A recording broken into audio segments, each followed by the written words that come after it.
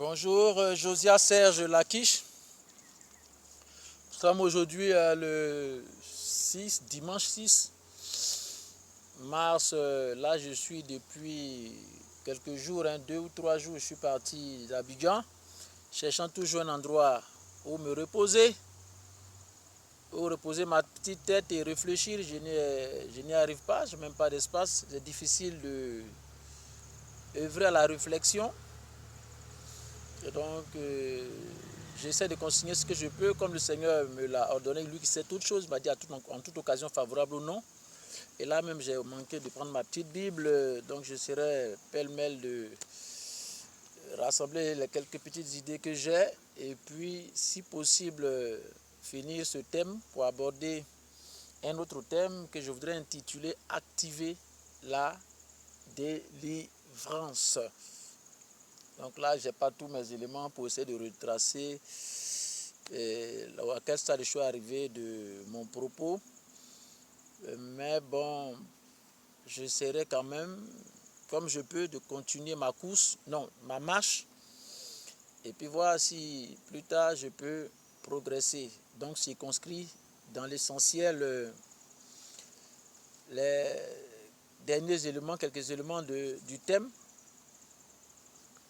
Discerner, le discernement, être l'ombre ou le reflet patronymique. L'objectif, c'est se répertorier par des indices afin de retrouver son essence, pour en être soit l'ombre ou le reflet. Et donc, sur l'enregistrement précédent, j'étais disant que dans la vision que j'avais eue, le Seigneur m'avait permis de voir en troisième point une église rétablie, mais par une force extraordinaire. Je ne sais pas, je me demande, j'ai pris ma prière, allons-nous réunir les conditions, les éléments, allons-nous être favorables à cette action divine dans notre génération, ou cela sera pour une autre génération, ou dans une autre condition que Dieu seul a les moyens, parce que souvent, ce que je sais, ce qu'il m'a appris, et ce que j'ai compris, c'est que Dieu ne peut pas être limité dans le temps, ni par l'espace, ni par la matière, ni par la chair. Parce que pendant que Dieu est en train de parler, la parole peut être concernée un individu immédiat ou une personne autre que la personne, mais qui peut être génétiquement en train d'être formée, conçue dans les reins ou dans les entrailles de la personne. Elle peut être déjà matérielle, mais être en train d'être conçue dans le programme divin par projection. Sur 1, 2, 3 schémas. Je sais que Dieu travaille toujours sur un schéma. Et donc, il peut refaire un schéma bis dans la continuité. Ça aussi, j'ai appris ça.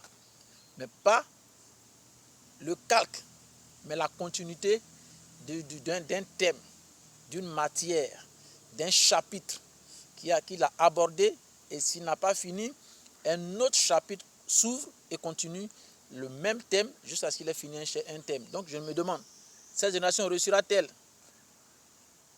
ce qu'elle ne doit pas, c'est-à-dire échouer, de pérenniser les pères, leur génétique.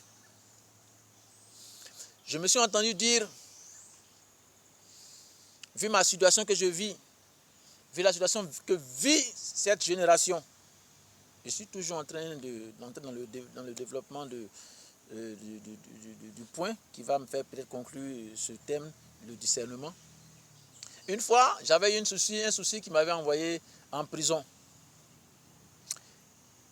Comme le Seigneur m'a appris à discerner la voix du Père ou du non-Père, parce que Dieu m'a accordé un don quand même qui me permet de travailler dans le domaine de la délivrance, c'est-à-dire dissocier les esprits en moi et mon prochain comme moi-même. Donc mon prochain peut me permettre de savoir si c'est Dieu ou c'est pas Dieu. Donc quand c'est pas Dieu, ça veut dire que quand c'est Dieu, ça veut dire que ce n'est pas non-Dieu. Quand c'est pas Dieu, ça veut dire que c'est non-Dieu. Et donc je me suis entendu dire un jour par un bon ami, des propos qu'il disait un peu naïvement, mais au travers duquel j'ai entendu une autre voix, mais que lui n'a pas certainement entendu.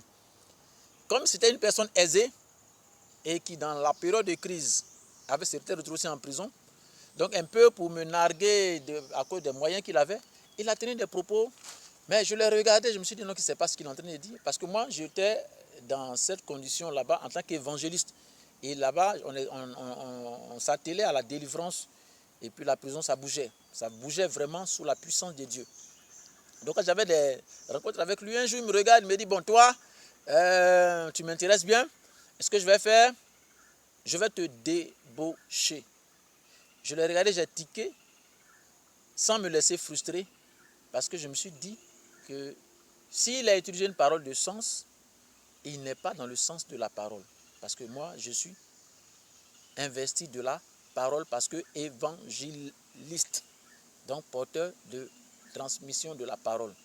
J'ai dit, mais le thème qu'il a employé, comme c'est à mes habitudes, je ne me laisse pas choquer, je vais d'abord réfléchir après. Donc je suis allé, j'ai réfléchi.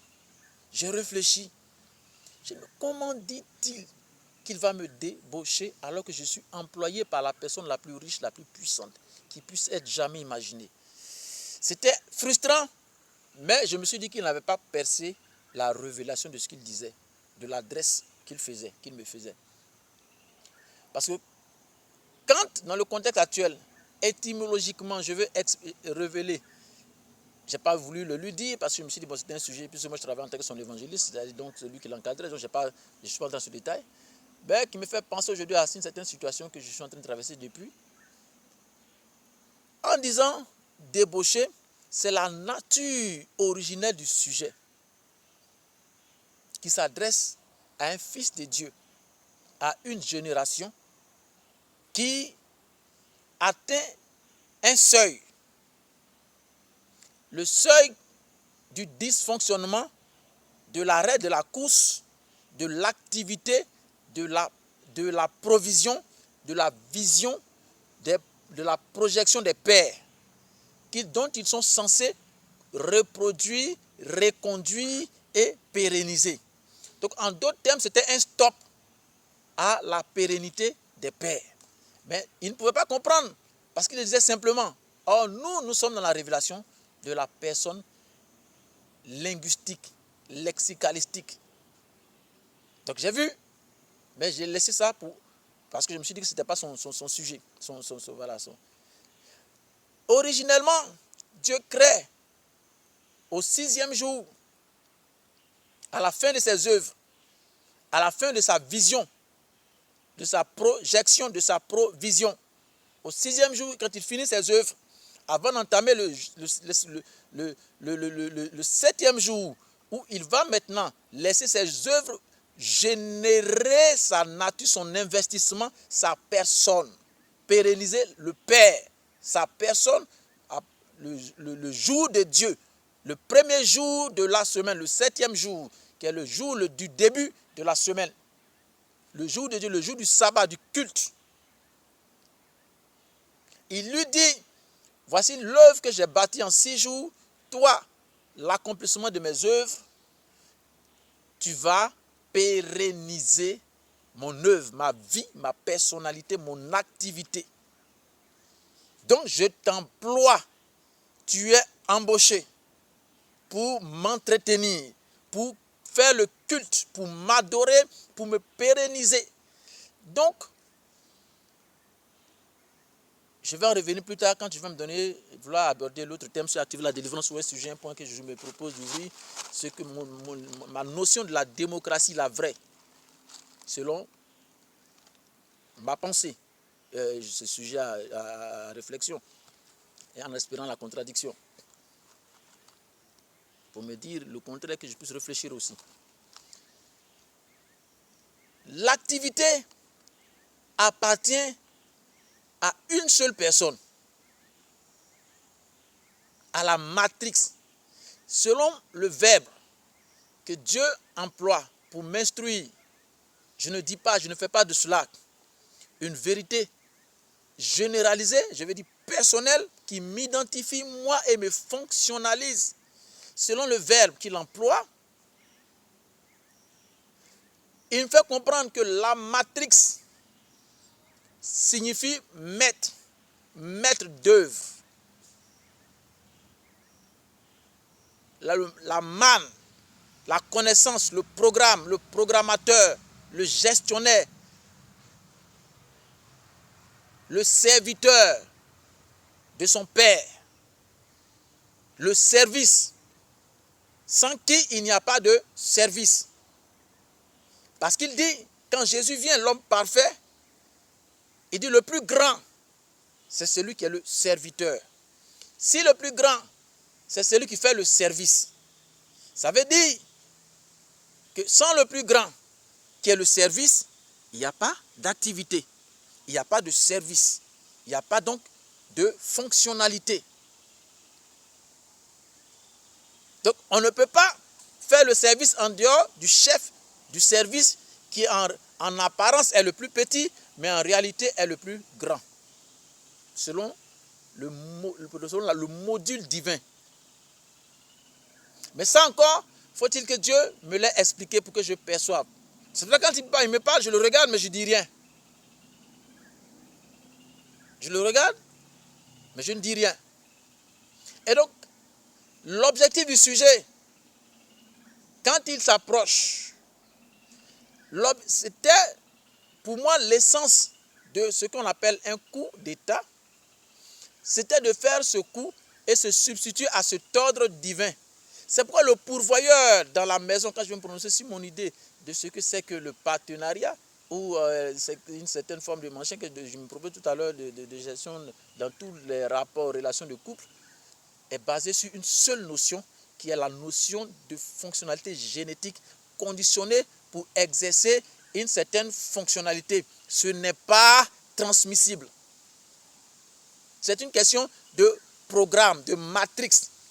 Et donc le sujet pour s'égaliser, pour égaliser l'avance, car le pérennisant de la personne divine, pour se remettre à niveau, il crée donc un terme de substitution qu'il appelle maîtresse.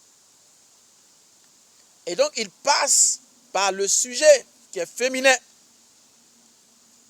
pour essayer de débaucher celui qui a l'embauche, celui qui a l'emploi, pour devenir le maître, pour se saisir de la fonctionnalité.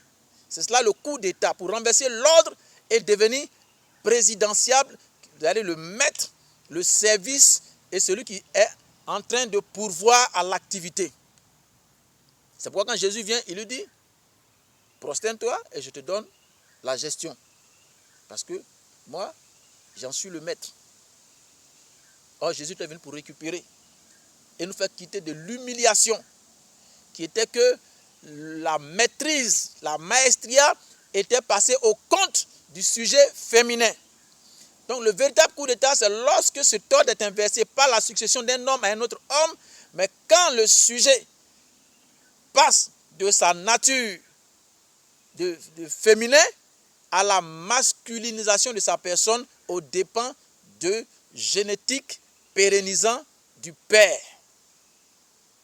Or, Dieu est de nature masculine, c'est-à-dire qu'il est celui qui pourvoit, parce que c'est le masculin qui est l'actif, l'activité, le pourvoyeur à tout ce qui est dépendant.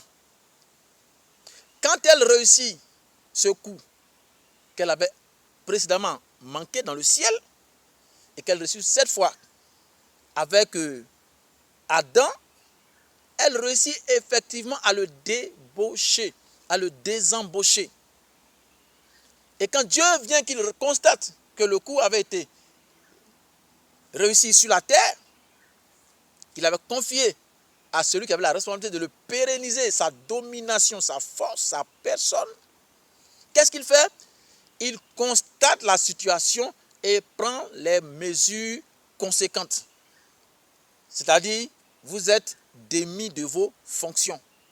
Ils quittent le jardin, la fonction qu'ils avaient de diriger le jardin, de gérer les affaires du royaume de Dieu, pour ne pas que l'infection pollue toute l'atmosphère du règne de Dieu.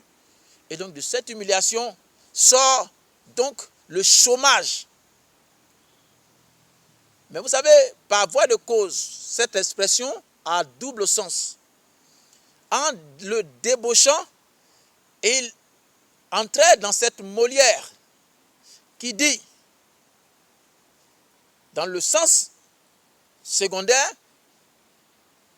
que de l'oisivité, il donc susciterait les vices, qui sont donc l'apostasie qui vient de celui qui est sans emploi, qui est débauché. Donc la misère, donc la pauvreté, par conséquent la famine, le manque de moyens de subsistance essentiels, de programmes, de pouvoirment, de pouvoyance et d'abondance pour un programme de misère à la sueur du front. Donc Dieu lui dit, sortez, vous êtes chassés de cette société que j'ai bâtie. Et ils deviennent des chômeurs, des gens désembauchés, livrés à une vie de débauche. Parce que débauchés, donc livrés à l'oisivité et à ses vices. Ce qui va avoir pour conséquence de créer l'une des crises humanitaires sans précédent, qui va par avoir des conséquences, de causes, entraîner les situations que nous avons vécues, jusqu'à ce que Dieu soit obligé d'engager le même procédé de régénération, de la pérennisation de sa personne pour le rafraîchissement, la restauration de son espèce, c'est-à-dire l'humanité qui revient à son essence patronymique de Dieu, Fils de Dieu. C'est pourquoi je dis, nous sommes un investissement divin, que je vais essayer de conclure sur ce point pour passer à autre chose.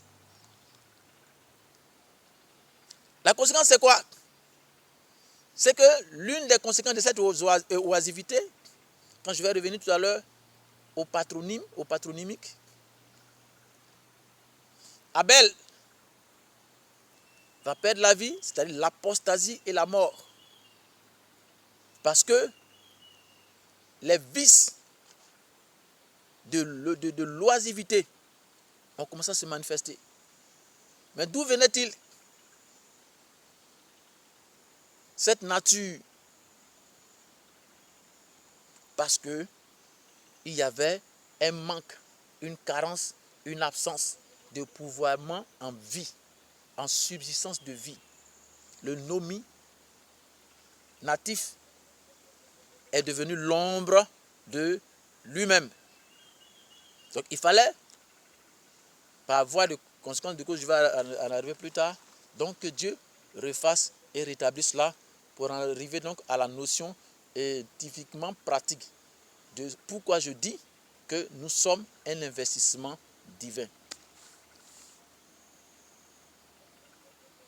C'est ce qu'il a fallu que Dieu change à maintes reprises. Quand on voit dans l'histoire de l'humanité, quand il voulait prendre un nouveau départ avec la succession de personnes qui devaient employer, réemployer, il changeait d'abord le dénominatif pour les nominer à nouveau, c'est-à-dire pour les réengager dans une nouvelle fonctionnalité. La parole, le programme, la fonction, la fonctionnalité, elle est essentiellement génétique. Pour parler de l'essence de notre âme, de notre cœur, de notre fonctionnalité, qui n'est pas transmissible. Parce qu'il n'y a pas d'âme, il n'y a pas de corps sans âme. C'est une fonctionnalité qui va dans une égalité de vérité parallèle, qui ne se substitue à rien d'autre qu'à sa génétique constitutionnelle fonctionnelle. Donc, je vais te débaucher.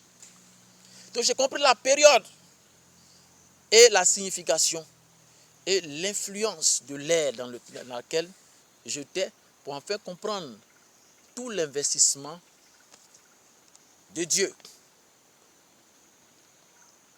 Je vais revenir tout à l'heure dans plus de détails sur le point, si Dieu me permet, parce que c'est un peu difficile avec toutes ces oppressions de pouvoir élaborer pleinement toute ma pensée sur cet investissement. Je vais essayer d'aller à l'essentiel et si Dieu me permet quelques débouchés, comme il a dit selon le chapitre 8 de Proverbes, selon le livre de Daniel, quand Daniel il se révèle à Daniel, Daniel élève à Dieu vers un hommage pour dire que tout ce que nous pouvons être peut venir que de Dieu, que du Seigneur. Daniel dit, ô Seigneur, je te remercie, toi qui révèles, toi qui donnes la sagesse aux sages et la science à ceux qui ont de la réflexion. Donc cette science, pour pouvoir comprendre les choses de Dieu, vient encore même de Dieu.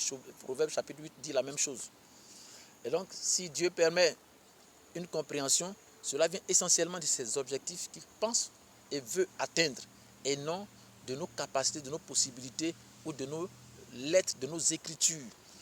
Il m'a permis de comprendre quelques éléments sur ce point que je me permettrai, si Dieu le veut, d'élaborer sous forme de thèmes appropriés. Donc en petit A2, j'avais dit que le parchemin où retrouver le chemin patronymique, son GPS guidage, nous cherchons notre chemin parce que égaré, perdu, information fausse ou tronquée, erronée ou infection de l'ADN, car nous sommes toujours sur le thème guérison divine, qui est égal le mal à l'erreur, la conséquence, la maladie, malheur, malédiction, expérience personnelle. Très jeune, j'avais déjà dit ça dans un autre enregistrement, mais je me permets de répondre puisque cela, ça correspond typiquement à ce thème de l'investissement. Nous sommes un investissement divin par expérience. Qu'est-ce que cela veut dire pour moi? Au-delà de tout ce que j'ai dit, que je n'ai pas pu à cause de différents débouchés, mais avec les autres thèmes, je me permettrai par moment de faire des parenthèses et revenir là-dessus pour continuer d'élaborer la question. Très jeune, entre 4, 5 et 6 ans, j'ai des visites des messagers de Dieu. Nous étions à Catiolac, très jeune, j'étais en phase à l'OCP1, j'étais tout jeune, je ne sais pas, j'avais entre 5, 6 ans, peut-être un peu moins, je ne sais pas. Et chaque nuit, je visitais des messages, je recevais la visite de certains messagers de Dieu. Je les voyais ouvertement, visiblement. J'étais tout petit, tout naïf là. Et quand ils entrent dans la maison, pour parler d'investissement divin, je ne connaissais rien, je n'avais rien fait du tout pour être bien ou pas bien. Mais ils viennent dans la maison, c'est ce qui m'a permis de débaucher ou comment on appelle, de traiter le prochain thème dont je me réserve pour la prochaine fois sur cette question. Ça va me revenir. Donc, ils viennent chaque jour et puis se mettent à me parler de façon concrète. Ils arrivent là et je commence à sentir une soif ardente, brûlante dans ma gorge qui est toute brûlante. Et puis ils ouvrent mon esprit et je vois un robinet, puisque je dormais au salon sous une table, la grande table à manger. Et je vois dans la vision un robinet qui apparaît sur le mur. Et puis je suis comme porté à ce robinet sans faire d'effort. Et le robinet qui projette de l'eau vive que je bois, à satiété, je bois, je ne sais pas comment j'avais à boire, mais pendant longtemps je buvais comme ça. Et chaque nuit, c'était comme ça qu'il faisait, chaque fois. Au bout d'un moment donné, j'avais commencé à avoir peur, parce que tout petit. Et puis bon, voilà, ça ne s'arrêtait pas, c'était comme ça tout le temps, pendant longtemps. Quand je me réveille le matin, je vais dans le garage, quand on nous donnait notre petit déjeuner, c'était des morceaux, c'était des galettes. J'allais dans le garage et j'en coupais une partie. Je disais, Dieu, je ne partais pas encore à l'église, je ne sais pas. Mais je me souviens encore de ces scènes. On allait au garage, j'ai dit, Dieu, voici ta part. Et puis je prends une partie, je mange, l'autre partie, je la jette à terre. Je dis, Seigneur, ça c'est pour toi. Et ainsi, je fais ça tout le temps jusqu'à ce que je sois interpellé là-dessus. On me dit, non, c'est pas la peine de faire ça parce que ces galettes, c'est pour toi, il faut les manger. Donc je suis un peu mal, mais j'arrête quand même. Je me dis, bon, peut-être que c'est vrai, est-ce que Dieu vraiment en a besoin? Mais je sentais que j'avais besoin de poser ce genre d'action avec quelqu'un que je ne connaissais pas. Et puis, quelques années plus tard, après ça, de là, on vient à Boaké. De Catiolac, on arrive à Boaké. Et puis à Boaké, toujours très jeune, on part à une rencontre de prière où nous sommes invités. Et j'y vais. Et là, c'était à une croisade de la Siamel organisée par Papa Dion Robert. Et tout jeune, je suis toujours porté par un sentiment vif. Je ne sais pas, mais quelque chose me pousse vers tout ce qui concerne Dieu. Et à cette rencontre, pendant que Papa Dieu est en train de parler, je vois des miracles partout. On parle de guérison, de délivrance, des choses extraordinaires. On partait chercher des gens des milliers de mètres ou de kilomètres. Ce n'est pas de là, aussi loin que les baffles pouvaient retentir. Les gens venaient terrasser dans les maisons. J'étais délivré, guéri. Tout petit, je suis étonné. Je dis, mais c'est quoi ce qui se passe là? Et puis il y a une force, une présence qui est venue sur moi. Et j'ai été immergé par une force vive, je ne sais pas ce que c'était, mais là, je semblais, mon esprit, tout était rayonnant en moi, j'avais une joie, il y avait une vie comme un souffle très vif, très fort et rafraîchissant qui soufflait en moi, et j'avais commencé à avoir des éclairages, des choses bizarres dans ma tête. j'ai commencé à comprendre que quelque chose d'anormal s'était passé. Et après ça, je suis devenu un chrétien tout le temps dans les cellules de prière. J'avais commencé très tôt déjà à diriger les cellules de prière. Il y avait du monde, je sentais une présence extraordinaire, des choses, mais vraiment c'était terrible. Et puis peu de temps après, je décide donc de rétrograder. Ça, c'est la première partie de ma rencontre avec Dieu et d'une étape d'un